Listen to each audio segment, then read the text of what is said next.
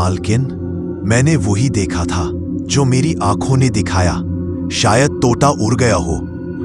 ये सुनकर चुड़ैल आग बगोला हो गई और उसने अपने जादू से एक वार किया, जिससे राक्षस को शदीद झटका लगा और उसका सर चकरा गया।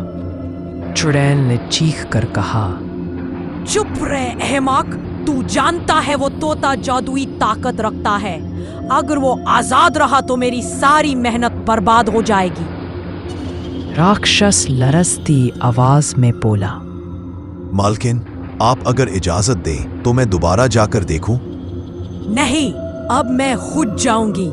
अगर इस बार वो मेरे हाथ ना आया तो मैं काल को हुक्म दूंगी कि वो तेरा सर काट दे। ये सुनकर राक्षस ने डरते हुए पीछे पलटकर काल की तरफ देखा।